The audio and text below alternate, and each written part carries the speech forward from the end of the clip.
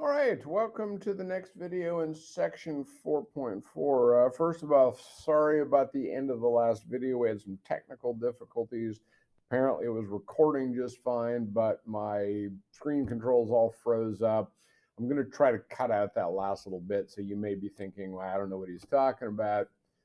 There you go. You were lucky if you don't know what I'm talking about, because you didn't have to watch me flail through the last 45 seconds of the video.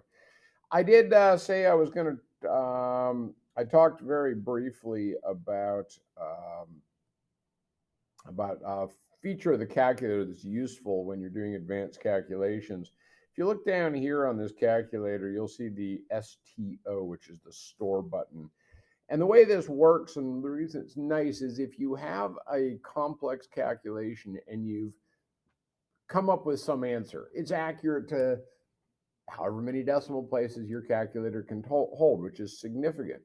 You don't want to round off at each step of the problem, because every time you round off, your next step gets a little less accurate. It doesn't really matter when you're in algebra, geometry, algebra 2, but as we get more advanced, this can make a significant difference. So here's how it works. You type in a number or you calculate a number. You hit the store button, it will put a little arrow next to your number. You can see that arrow right there. You choose a variable using your alpha keys. In this case, I chose A. So 25 has been stored in register A.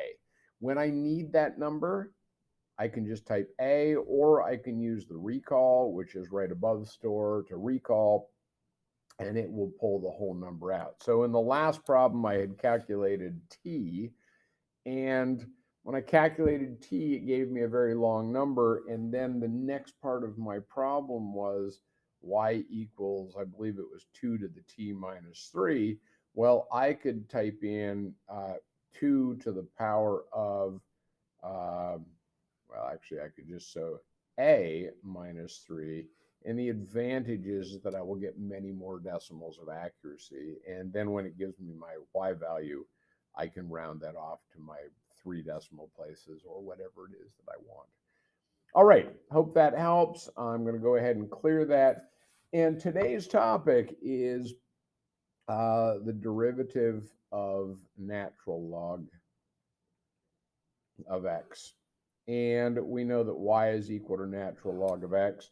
Now, we could use definition of derivative. The derivative is equal to the limit as h goes to 0 of natural log of x plus h minus natural log of x, all divided by h.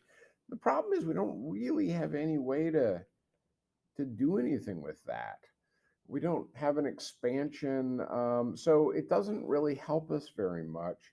So what we're going to do instead is we're going to rewrite this equation over here, and we're going to use implicit differentiation, because we know that e to the power of y is equal to e to the power of natural log of x, but e and natural log are inverse operations, so e to the y equals x.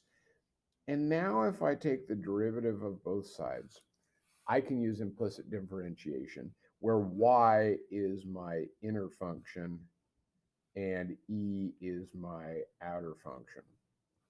So I appear to have switched colors here, but there it is. So let's take this derivative. Well, the derivative of the outer is itself times the derivative of the inner is equal to the derivative of x, which is 1. Which means that the derivative of y with respect to x is 1 over e to the y. But e to the y is just x. So this is equal to 1 over x. The derivative with respect to x of natural log of x is, in fact, 1 over x. All right, let's do an example. We'll switch to the next page. This will be example 3.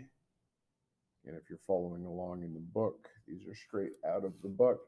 We have a line of slope m passes through the point 0, 0, and it is tangent 2y equals natural log of x, find the slope. So what do we know? Let's draw a sketch. There's y equals natural log of x. I have a point that passes through 0, 0 and is tangent to the graph of natural log of x. Let's say that it is tangent at a, comma, log of a. Natural log of a, excuse me. So what do I know about the slope? Well, I know that the slope is equal to y prime, which means that the slope is equal to 1 over x. I also know that the slope of that little line segment is equal to natural log of a minus 0 divided by a minus 0. And since I'm dealing with the point a natural log of a, I know that this is equal to 1 over a. So natural log of a over a must be equal to 1 over a. Well, this implies that natural log of a must be equal to 1. Excuse me, which of course implies that a must be equal to e to the 1, which is just e. So the slope of that line, the slope of that tangent, is equal to, be careful, 1 over a. All right, why don't you go ahead and do exercise, exercise 31 in the book, and we'll be back with the next video. Thanks for watching.